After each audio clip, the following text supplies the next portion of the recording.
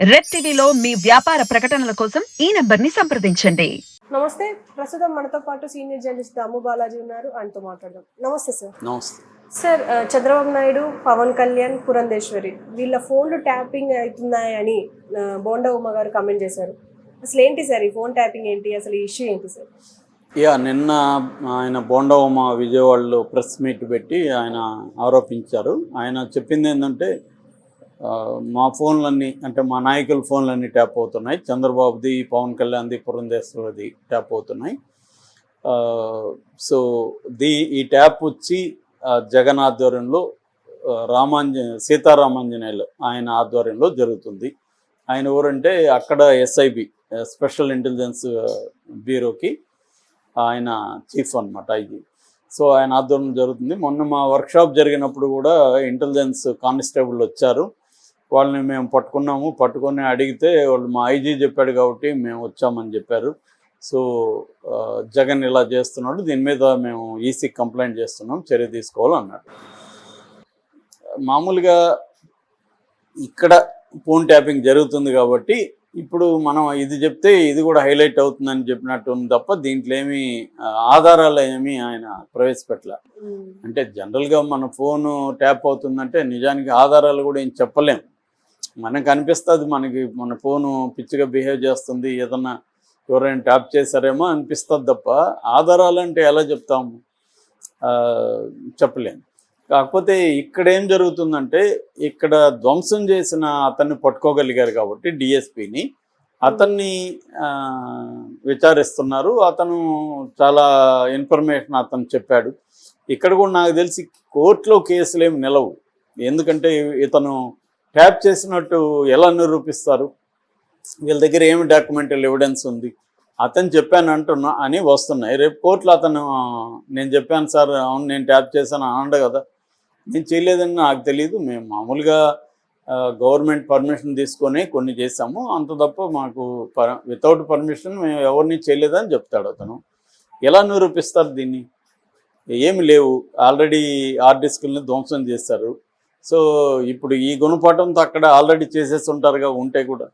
So కాబట్టి చేసే chance లేదు, అక్కడ ప్రూవ్ అయ్యే ఛాన్స్ లేదు. ఆరోపణలు అయితే అందరూ ఆరోపిస్తారు. గతంలో కూడా ఇదే జగన్ ఆరోపించాడుగా చంద్రబాబు మీద. నిజానికి చంద్రబాబే పెగాసస్ సాఫ్ట్వేర్ని తీసుకొచ్చారనేది కూడా అప్పట్లో వార్తలు వచ్చాయి. కాబట్టి ఇక్కడ నాకు తెలిసి ఏంటంటే ప్రతి గవర్నమెంట్ కూడా ప్రతిపక్షాల మీద నిఘా పెట్టడం అనేది కామన్. అది ఈవెన్ మోడీ మీద కూడా ఆరోపణలు వచ్చాయి, పెగాసస్ సాఫ్ట్వేర్ని పెడుతున్నారని. సో ఇవాళ పెగాసస్ లాంటివి 200-300 కోట్లు ఉంటాయి, ఇజ్రాయెల్ అమ్ముతుంది. నిజానికి ఇజ్రాయెల్ మీద అదే మొన్న విమర్శ, ప్రపంచం అంతా వీళ్ళు అమ్ముతారు, వాళ్ళ దేశం మీద అటాక్ని వాళ్ళు ముందుగా కనిపెట్టలేకపోయారు, సడన్గా వచ్చి అటాక్ చేయగలిగారు కదా. ఇంటెలిజెన్స్ మరి మీకు అంత సీన్ ఉంటే మీరెందుకు కనిపెట్టలేకపోయారు అన్న విమర్శలు కూడా ఉన్నాయి. కాబట్టి ఇది ఏంటంటే వీళ్ళు ఏం చేయగలుగుతారంటే ఫోన్ని ట్యాప్ చేయగలుగుతారు. ఫోన్ ట్యాప్ చేయాలంటే జనరల్గా మామూలుగా నాకున్న అండర్స్టాండింగ్ ప్రకారం కొద్ది స్మార్ట్ ఫోన్లు ట్యాప్ చేయడం ఈజీ, కానీ అవి కాకుండా మామూలు పాత ఫోన్లు పెట్టుకుంటే ట్యాప్ చేయడం కష్టమే.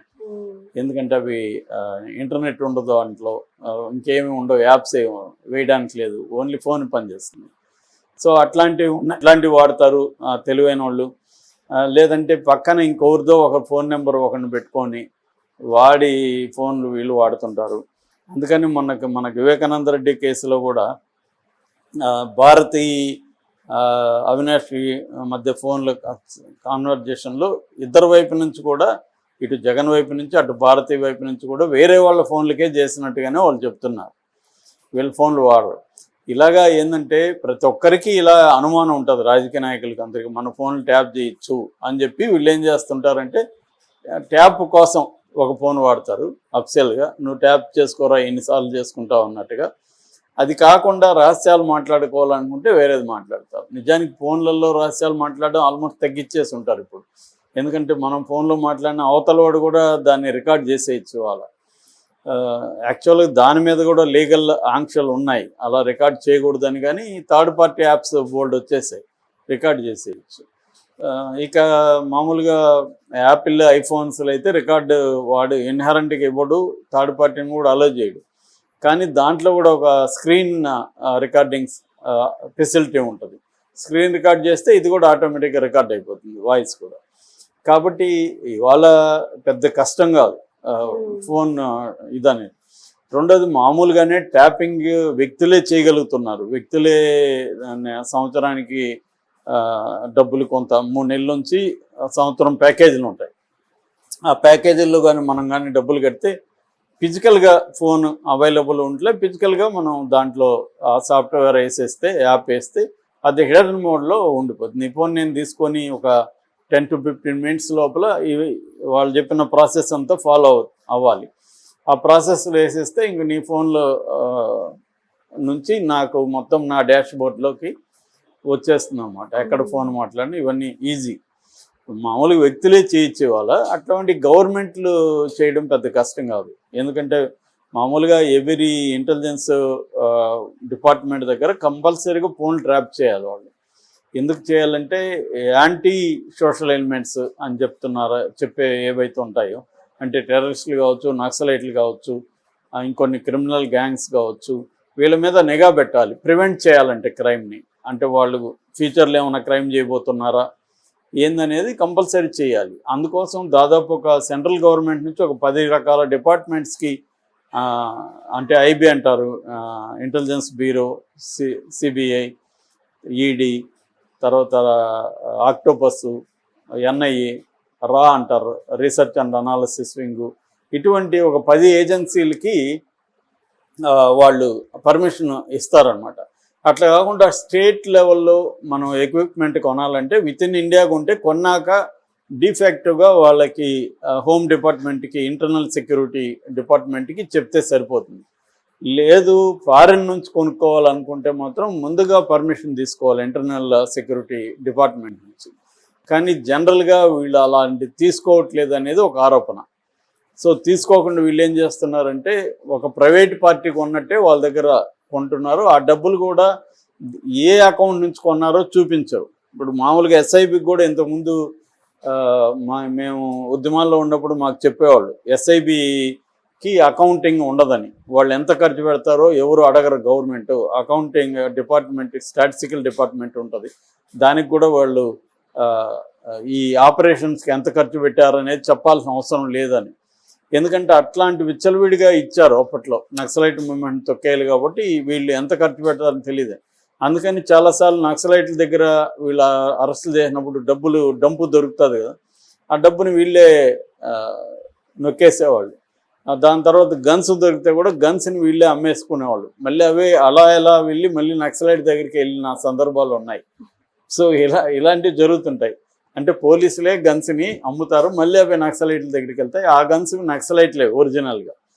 ఇలాగే జరుగుతుంటాయి మామూలుగా. సో అందువల్ల ఏంటంటే కొన్ని రకాల ఇంటెలిజెన్స్ ఏజెన్సీలకు పర్మిషన్ ఉంటుంది. అయితే వాళ్ళు ఎవరిని చేయాలనే దానికి ఒక నిర్దిష్టమైన గైడ్లైన్స్ ఉంటాయి. అంతేగాని ఎవరిని పడితే వాళ్ళని చేయకూడదు. ఇప్పుడు ఏమంటే రకరకాల వార్తలు వస్తున్నాయి ఇక్కడ. ఒకటేమో రేవంత్ రెడ్డి లాంటి వాళ్ళని ప్రత్యర్థుల్ని చేశారని, వాళ్ళ ఆర్థిక మూలాలు ఏంటి, వాళ్ళకి లావాదేవీలు ఇవన్నీ తెలుసుకొని దాన్ని వాళ్ళని బ్లాక్మెయిల్ చేయడానికి, కంట్రోల్ చేయడానికి పనికొస్తుంది. అట్లాగే ఈ మధ్య ఏమైంది, రకరకాల వ్యక్తులకి అఫైర్లు ఇవన్నీ కూడా స్టార్ట్ అవుతున్నాయి. సో అఫైర్లు కూడా తెలుసుకుంటే అది ఇంకా సెన్సిటివ్ వ్యవహారాలు ఉంటాయి. దాన్ని పెట్టుకుంటే వాళ్ళని కంట్రోల్ చేయడం ఈజీ అవుతుంది. అలాగా ఆ మధ్య కొన్ని లీకులు కూడా వచ్చాయి. పలాని మినిస్టరు ఎవరినో అమ్మాయిని వేధిస్తున్నాడని ఆంధ్రాలో కూడా వచ్చాయి. ఇవన్నీ కూడా ఎవరు చేస్తున్నారంటే వీళ్ళే చేసి లీక్ చేశారని, కావాలని చేసేయడం. వాళ్ళ డేటా వీళ్ళ దగ్గర ఉంటుంది కాబట్టి ఇలాంటివి వినిపిస్తున్నాయి. అట్లాగే కొంతమంది హీరోయిన్లు కూడా చేశారు, అది కేటీఆర్ఏ చేయించాడు, కేటీఆర్ ఆ హీరోయిన్లని లొంగ తీసుకోవడానికి చేయించాడు అన్న వెర్షన్ కూడా ఒకటి వైరల్ అవుతుంది. సో అందువల్ల నెక్స్ట్ కేటీఆర్ దొరకబోతున్నాడని నిన్న కూడా 2 ఏఎస్పీ, సో ఇంకొక కొంతమందికి లుకౌట్ నోటీసులు కూడా జారీ చేశారు. ముఖ్యంగా ఆయన ప్రభాకర్ రావు ఐజీకి ఆయన వెళ్ళిపోయినాడని చెప్తున్నారు. సో ఆయనకి లుకౌట్ నోటీస్ ఇస్తున్నారు. సో ఇప్పుడు ఈ కాంటెక్స్ట్లో తెలుగుదేశం కూడా అక్కడ ఆరోపిస్తూ ఉంది. మరి ఈసీ ఏమన్నా జగన్ మీద చర్య తీసుకుంటుందా, పర్టికులర్ సీతారామంజనేయుల మీద చర్య తీసుకుంటుందా అనేది చూడాలి మనం. Okay sir, thank you.